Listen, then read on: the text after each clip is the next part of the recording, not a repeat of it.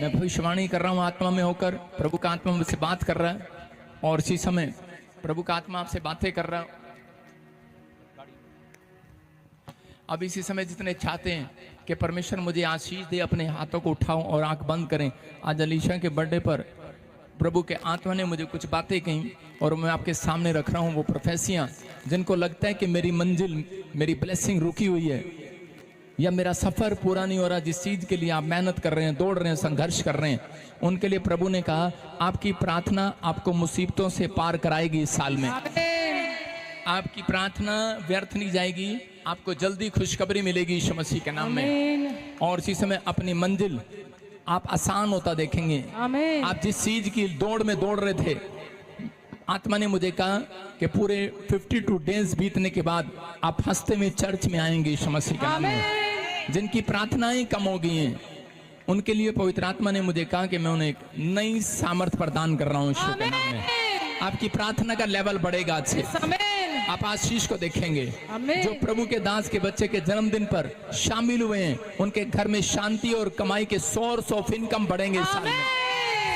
मैं फिर कह रहा हूं कि ये भविष्यवाणी है जो ब्रांचों में जो इस समय मुझे ऑनलाइन देख रहे हैं, आपके परिवार के सोर्स ऑफ इनकम बढ़ेंगे, बच्चे नौकरियों पर जाएंगे, बड़े बड़े काम हाल होंगे। जो शराब पीते हैं वो छोड़ देंगे, वो नशे को छोड़ देंगे। ये जवान यूथ यहाँ पर खड़ा है जिन्होंने नशे को छोड़ दिया है, पवित्र आत्मा उनको आशीष दे यीशु मसीह के नाम में। परमेश्वर ब्लेसिंग दे जिनके नाम BNRS GHMPKL और Y से N से हैं।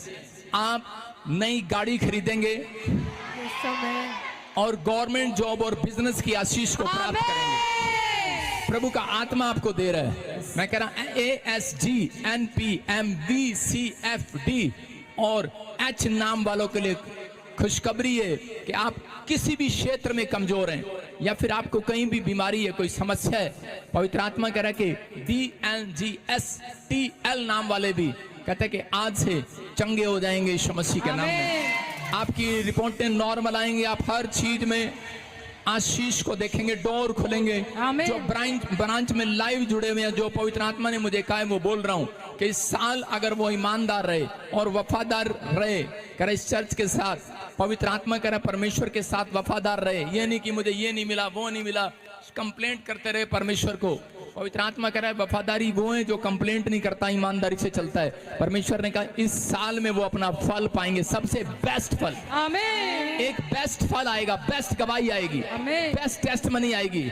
जिनकी जॉब फौज में, पुलिस में, कोई टीचर लाइन में किसी ने भरी थी और वो रुकावटों के कारण किसी कारणवश रोक दी गई या नहीं मिल रही है, परमेश्वर का आत्मा कह रहा है जिनकी छिन गई थी या फिर कोई प्रॉब्लम हो गया, उनको निकाल दिया गया या कोई भर्ती कैंसिल हो गई है, परमेश्वर का आत्मा कह रहा है उसी नाम पर आपको फिर से बुलाया जाएगा।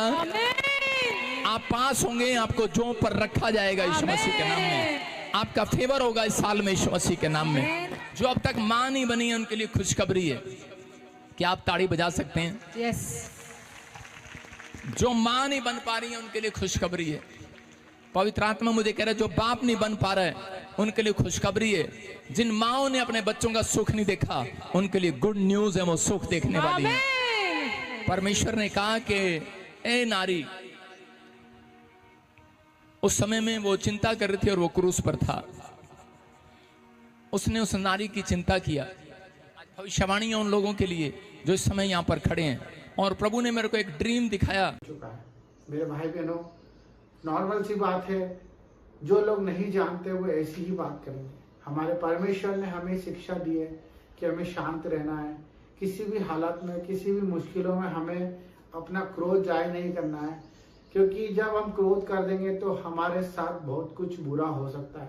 परमेश्वर ने हमें शांति का परमेश्वर दिया है, क्योंकि हम लोग जब प्रार्थना सभाएं लगाते हैं, जब प्रार्थनाओं में जाते हैं, वहां पे हमें गुप्तों में जाके प्रार्थना करनी पड़ रही है। उसका मुख्य कारण क्या है, इस पे हमें गौर करना है। और क्यों ऐसा हो रहा है? क्योंकि हमारा परमेश्वर कोई ऐसा परमेश्वर नहीं है जिसे हम बोलने में शर्माए। हमारा परमेश्वर ऐसा परमेश्वर नहीं है कि उसके कोई दाग है जिसे हम छुपा रहे हैं। हमारा परमेश्वर कोई ऐसा नहीं है जो कुछ अनर्थ कर कर रखा हुआ है कि हम उस वजह से आज गुप्त स्थानों में जाके प्रार्थना करते हैं। हमें प्रार्थना करनी है, हम दिल खोल के सबके लिए प्रार्थना कर सकते हैं। जब हम इस चीज को अपने अंदर डाल देंगे कि अपने पड़ोसी को बताते हुए हमें झिझक ना हो, हमें कोई खौफ ना हो।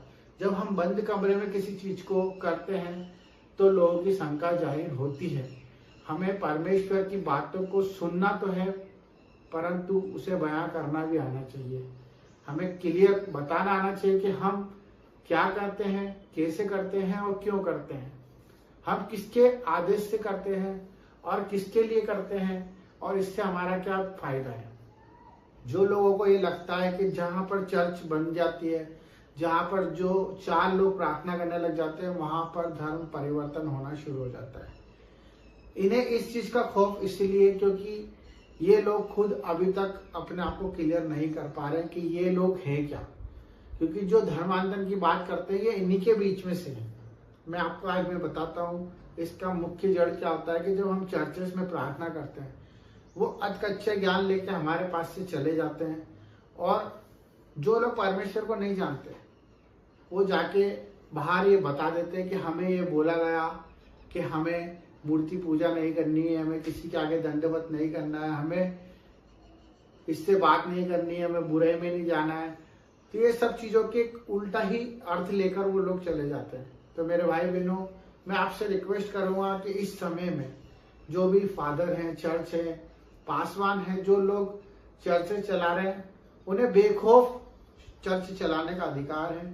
सरकार भी उन्हें रोक नहीं सकती, किसी भी तरह का उन्हें कोई प्रकोप उनके ऊपर कोई असर नहीं कर सकता, और वो ये खुद भी जानते हैं कि इस चीज का कोई असर नहीं होगा।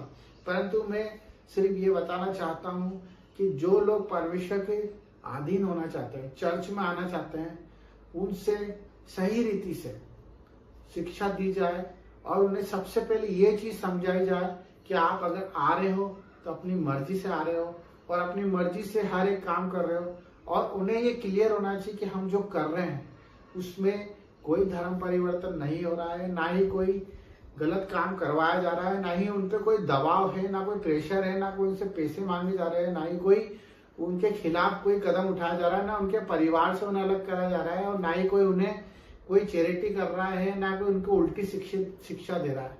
हमें कड़क स्वभाव में आके ये काम करना पड़ेगा, क्योंकि बहुत से ऐसे लोग हैं जो सिर्फ अपने फायदे के लिए चर्च में आते हैं, प्रार्थना सभाओं में जुड़ते हैं कि हमारा कल्याण हो जाए, हमारा फायदा हो जाए, और उस फायदे के चक्कर में जब उनका फायदा नहीं होता है तो वो उसको नया मोड़ देकर एक गलत धारणा पैदा कर देते हैं। मेरे बहुत से ऐसे प्रतिनिधि हैं, बहुत से ऐसे लोग हैं जिनको मैंने देखा है, मैं भी उनको बताया हूँ प्रभु के बारे में, और वो लोग चर्च गए भी सही है और उसके बाद उन्होंने उसको नई व्याख्या दी है कि वहां पर ऐसा ऐसा होता है, वहां पर वैसा वैसा, क्योंकि उनको पता ही नहीं है, क्योंकि उन लोगों ने परमेश्वर का स्वाद नहीं चखा है। मैं आप सबसे निवेदन करना चाहता हूँ, प्रार्थना करना चाहता हूँ कि आप लोग थोड़ा सा कड़क स्वभाव में आ जाएं, क्योंकि इन्हें लगता है कि परमेश्वर ने हमें सिर्फ शांत स्वभाव दिया, सहन करने की ताकत दी है और हमें सिर्फ चुप रहने का आदेश दिया। ऐसा नहीं है। हमें सच के लिए प्रभु ने बोलने के लिए कहा है कि हम सच बोलने से ना घबराएं। हमें अच्छे लोगों की संगति में रहना है। हमारा परमेश्वर कहता है कि हमें ज्यादा लोगों से कोई मतलब नहीं है, हमें सिर्फ एक आत्मा जो परमेश्वर को जान पाए, हम उस तक पहुंच पाए। तो हमें ना ही कोई ऐसा कदम उठाना है जिससे हमारे परमेश्वर की बुराई हो, और ना ही कोई ऐसे चर्चों में, स्कूलों में जो वाद विवाद होते हैं उससे हमें नजरअंदाज करना है। हमें बाकायदा उस पर अपनी प्रतिक्रिया देनी है, उससे क्लियर करना है, जस्टिफाई करना है, क्योंकि ये आपके साथ भी हो रहा है। आपको भी पता है कि आज आप जहाँ जहाँ प्रार्थना सभा करते हैं वहां पे उससे एक अलग ही नाम दे दिया जाता है कि वहां पर कुछ गलत शिक्षा दी जा रही है। तो इस चीज के ऊपर गौर करें। सभी से निवेदन है, अपने भाइयों से, अपने प्रार्थना करने वालों से और सभी प्रेमी जीवों से कि अपनी प्रभु की आत्मा को प्रबल करें और चोड़ में प्रभु का बात रखें। किसी से डरने की कोई जरूरत नहीं है। जब हम गुप्त स्थानों में प्रार्थना करेंगे तो लोगों को शंका पैदा होगी। हम क्लियरिटी से बाहर आके चोड़ में प्रार्थना करना चालू करें। ये मेरी आत्मा कहती है। आप सबको इस चीज के लिए आगे बढ़ना पड़ेगा। जिस तरह से लोग अपना बाप का नाम नहीं छुपाते, आधार कार्ड में लिखा होता है, वैसे हमें भी हमारे पिता का नाम छुपाने की कोई जरूरत नहीं है। हमें प्रचार प्रसार करना है। बाकी बुद्धि को सहारा लेके समझ के साथ परमेश्वर के वचन को अगर बांटना चाहते हो तो नीडर होके बांटे। सबको जय मसीह की। God bless.